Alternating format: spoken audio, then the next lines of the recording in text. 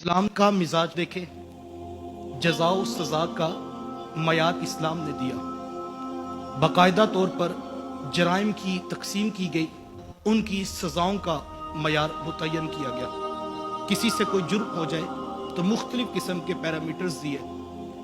کبھی کہا کہ اس کا کفارہ ہے، تم یہ ادا کر دو۔ کبھی کہا کہ نہیں، اس کا قصاص ہے، تمہیں یہ ادا کرنا پڑے گا۔ کبھی کہا کہ تمہارے لیے اس میں گنجائش ہے، اللہ کی بارگاہ میں صرف توبہ کر لو تو تمہارے اس گناہ کو، تمہارے اس جرم کو معاف کر دے گا۔ تو ان ساری چیزوں کا اثر جو ہے وہ لوگوں کی تربیت پر ہوتا ہے۔ اب دیکھیں، اللہ کے رسول صلی اللہ علیہ وآلہ وسلم نے باقاعدہ طور پر مدینے میں کچھ رولز اینڈ ریگولیشن تھے جن کی امپلیمنٹیشن کروائی۔ اس سے بڑی اور کیا مثال ہو سکتی ہے کہ جس وقت فاطمہ مخزومیہ نامی عورت نے چوری کر لی تو ایک شخص میرے حضور کے پاس سفارش لے کر آیا اور اس نے کہا کہ یہ بڑے خاندان کی عورت ہے، اگر اس کے بھی ہاتھ کاٹے گئے تو معاشرے میں خاندان کی بڑی رسوائی ہوگی، لہٰذا اس کے لیے سزا میں کوئی تخفیف کر دی جائے۔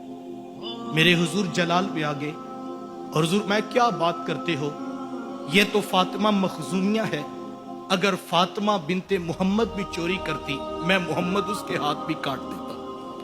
یہ ہے اسلام کا مزاج، اور اسلام نے کبھی اس کے اوپر کمپرومائز نہیں کیا۔ دور نبوی دیکھ لیں، دور صدیقی دیکھ لیں، حضرت عمر رضی اللہ تعالیٰ عنہ کا دور دیکھ لیں۔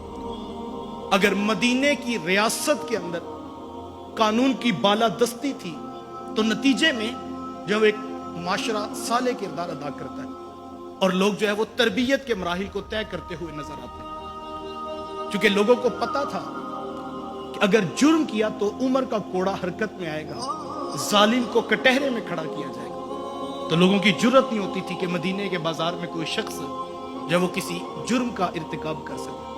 حضرت عمر رضی اللہ تعالیٰ نے باقاعدہ پورے رولز اینڈ ریگولیشن ان کی اناؤنسمنٹ کی ہوئی تھی کہ جب تک تاجر اسلامی اصول تجارت نہیں سیکھ لیتا ہم اس کو اجازت نہیں دیتے وہ ہمارے مدینے کی منڈی میں آ کے کاروبار کرے۔ یہ اصول تھا، وہ پہلے جائے مدینے کے مفتیان کرام کے پاس بیٹھے اور وہاں سے دین سیکھ کر آ کر پھر تجارت کرے، اور اگر ایسا نہیں ہے تو حضرت عمر خود اس کو دیکھتے۔ آپ جانتے ہیں کہ ایک شرابی شراب کی بوتل لیے گزر رہا تھا، حضرت عمر کی نظر پڑی تو تھر تھر کانپنے لگا۔ یہ عمر کے کوڑے کا خوف تھا اور اسے پتا تھا کہ اب بچ نہیں پاؤں گی۔ عمر کے کوڑے کے خوف سے اس نے فوراً اللہ کی بارگاہ میں توبہ کی اور کہا، عمر کے قہر سے آج مالک بچا لے، سچی توبہ کرتا ہوں دوبارہ چوری نہیں کروں گا۔ اتنے میں حضرت عمر سامنے آ گئے، کہا کیا ہے تیرے پاس؟ کہا سرکہ ہے۔ کہا باہر نکالو۔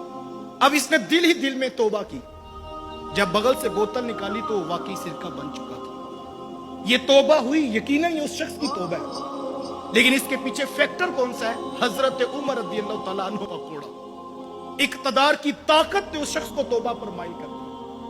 اچھا، آپ کہیں گے یہ تو آپ نے مدینے کی مثالیں دی، تو میں آپ کو آج دور موجود سے مثالیں دیتا ہوں۔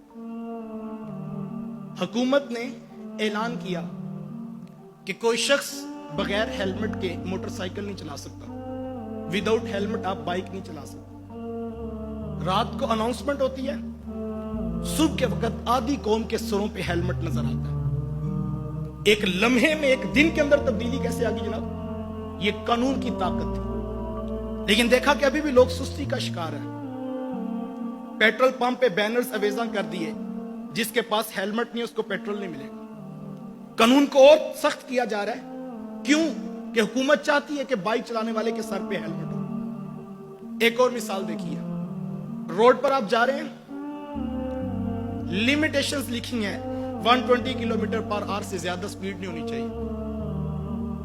کیمرہ نصب ہے، میری گاڑی ہے، میں اپنی ذاتی مرضی سے چلانا چاہتا ہوں، لیکن قانون حرکت میں آتا ہے، وہ مجھے 129 کی سپیڈ کراس نہیں کرنے دیتا، اور جیسے میں اس سے کراس کرتا ہوں تو مجھے ہاتھ میں چٹ پکڑائی جاتی، جناب آپ اوور سپیڈ جا رہے ہیں۔ میں خاموشی سے وہ جرمانہ بھرتا ہوں، کیوں؟ قانون حرکت میں آتا ہے۔ کسی دور میں آپ کو یاد ہوگا، بارات رات کے 2-3 بجے آتی تھی اور لوگ پریشان ہوتے، بڑی تاکید کے باوجود بھی 2-3 بجے تک شادی کا فنکشن کلوز نہیں ہوتا۔ حکومت اناؤنسمنٹ کرتی ہے کہ شادی ہال کی لائٹس 10 بجے آف ہو جانی چاہیے. حضور والا میری بیٹی کی شادی ہے, میرا اپنا ذاتی فنکشن ہے, اناؤنسمنٹ ہے 10 بجے لائٹ آف ہو جائے گی. حکومت چاہے تو میرے پرسنل پروگرام کی لائٹ 10 بجے آف کروا دیتی ہے. درجنوں کے حساب سے آنے والوں کو کھانے پیش کیے جاتے. حکومت اناؤنسمنٹ کرتی ہے 1 ڈش پروگرام ہوگا, بڑے سے بڑا بھی ہو تو وہ دوسرا کھانا نہیں پکوا سکتا.